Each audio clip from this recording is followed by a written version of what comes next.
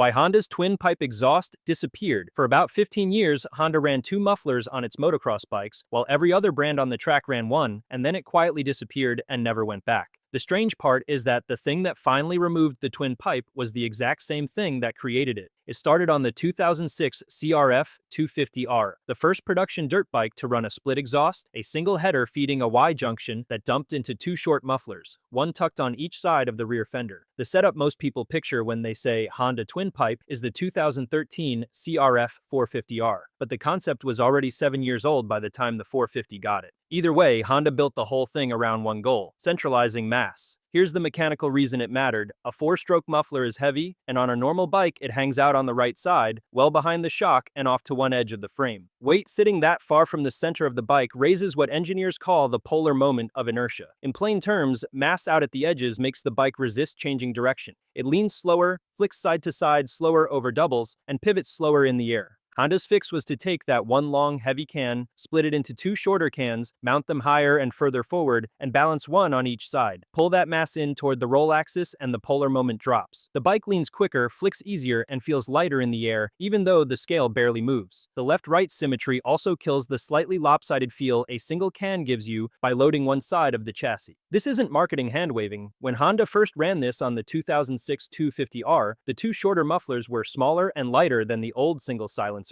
and sat with their trailing edges a full 95 millimeters, about 3.7 inches, farther forward than the old can. Honda's own development numbers claimed a 28% improvement in yaw response and an 18% reduction in pitch from that change alone. Yaw and pitch are exactly the axes you load when you turn the bike and when you send it, so those are the numbers that show up under your body. You feel that most in the spots where the bike has to rotate fast. Mid-air corrections off a bad launch, throttle blip scrubs where you're pitching the bike sideways and bringing it back, quick transitions through a rhythm section. Anywhere you're asking the chassis to change its attitude in a hurry, lower polar moment shows up as a bike that answers your inputs quicker. That was real, and riders consistently said the dual bikes felt nimble and turned well. So why kill something that worked? Start with a flow problem baked into the early design.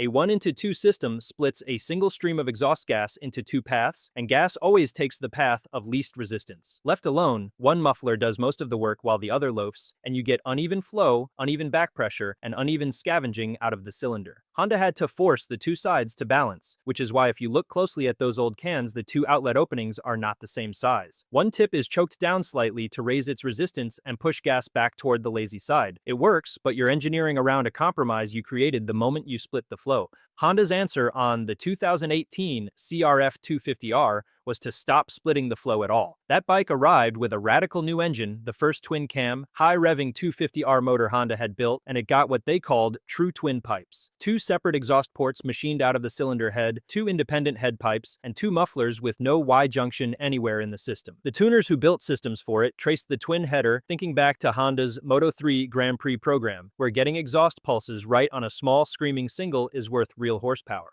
Each side now breathed on its own, straight from its own port, so the equalization problem disappeared and both exhaust pulses stayed clean. Good engineering. It also meant two of absolutely everything.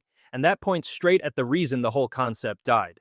Weight. Two head pipes, two mufflers, plus all the brackets and hardware to hang them add up fast. On a race bike where the factory fights over ounces, the dual system was hauling around pounds it didn't need. When Honda finally redesigned the 250R for 2022, going back to a single exhaust was part of a package that cut the whole bike by 8 pounds. The exhaust was one piece of that, not all of it, but it was real weight and it came off the tail of the bike, which is the exact weight the centralization argument cared about in the first place. Riders who swapped a quality aftermarket single onto the older dual bikes reported shedding a few pounds too, most of it off the back. Here's the tell that the concept was capped by its own design. When Yoshimura built a full titanium dual system for the twin-port 250R, top-shelf aftermarket parts and all, they could only pull about half a pound out of the stock dual setup. Two headers and two cans have a weight floor you cannot machine your way under. So the dual handed you centralized mass but charged you extra total weight to get it, and it charged you at the worst possible location, out back and up high near the fender. And the weight was only half the ownership cost. Two cans made the bike physically wide right at the tail, the bulky hips the CRF was known for from the dual era. That matters because the back of the seat is exactly where you slide your weight over jumps and where your legs grip the bike, so the bulk was sitting at the contact patch between you and the machine, not out of the way. Then there's the durability tax. A motocross bike lives under constant vibration and roost, and a dual system doubles the parts that have to survive it. 2 headers, 2 cans, twice the mounting brackets to crack or rattle loose, 2 lots of packing to blow out. Every one of those is a failure point a single pipe just doesn't have. Now the part that surprises people. The dual was never a peak horsepower play. Honda's own pitch for it was handling first, with a claimed bump in low RPM torque second, and that tracks with how riders described the dual bikes: more hit down low and a little softer on top. A good single made comparable power, usually with a touch more pull up top while weighing less. So the dual's real return was the way centralized mass makes the chassis respond, not a number on the dyno. Once you sit with that, the trade-off gets sharp. You were paying weight, cost, and complexity for a feel benefit on a platform where the competition was already lighter. Which raises the obvious question: if the twin pipe was such a clever idea, why did nobody else on the grid ever copy it? Yamaha, Kawasaki, Suzuki, KTM, and Husqvarna all stayed single pipe the entire time. The answer is that they were chasing the same centralized mass goal, they just refused to pay for it with weight. Yamaha went the furthest, reversing the cylinder head so the intake faced forward and pulling the engine's heavy bits toward the middle of the bike, which centralizes mass through layout instead of hardware.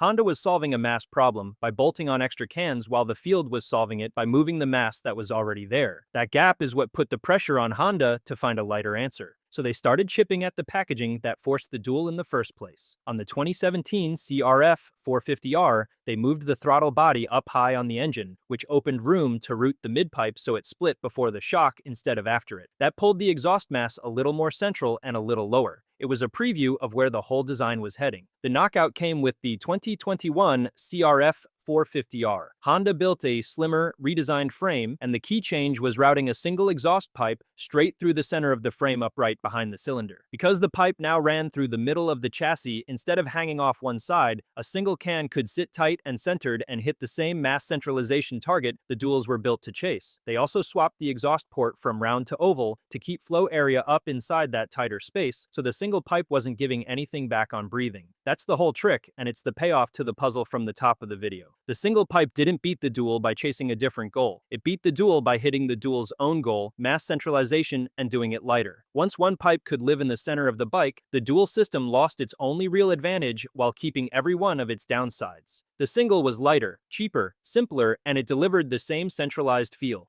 The 250R followed the same path for 2022 and went back to a single. There's a quieter reason stacked on top. Sound limits have kept tightening over the years, and one larger, well-packaged muffler is an easier way to meet them than 2 small ones you also have to keep balanced. A single big can gives the engineers more internal volume for baffling and packing material, and more volume means you can knock the sound down without choking the engine. 2 little cans give you less room to work with, and 2 flow paths to keep matched. So the single is the easier tool for passing sound while holding power. Testers noted the 2022 single exhaust bikes actually ran quieter than the duals they replaced. Put the timeline in one line and the story is clean. The 250R ran split exhausts from 2006, the 450R went full dual in 2013 to centralize mass, the 250R sharpened that into true twin ports in 2018, and then both bikes walked away from the idea, the 450R in 2021 and the 250R in 2022, the moment a single-centered pipe could do the centralization job for less weight, less cost, and less hassle. If you're shopping a used dual-era CRF, know what's under the fender. The stock duals are heavier than a modern single, and the 2 cans depend on their balance staying intact, so don't mismatch tips or run one side with a blown-out packing job. A tired or mismatched can on one side reintroduces the exact flow imbalance the design was built to fight, and now one cylinder side scavenges worse than the other. If you go aftermarket, a good single typically pulls a few pounds off the back of the bike and often finds a hair more top-end, and you pay for it with a little more noise and a slightly more one-sided handling feel. A dual aftermarket system keeps the balanced, symmetric, flickable character, and you carry the weight to get it. Pick the one that matches how you ride, then set your sag and clickers to the bike you actually have, because a lighter tail off a single will shift how the rear sits and how fast it wants to rotate.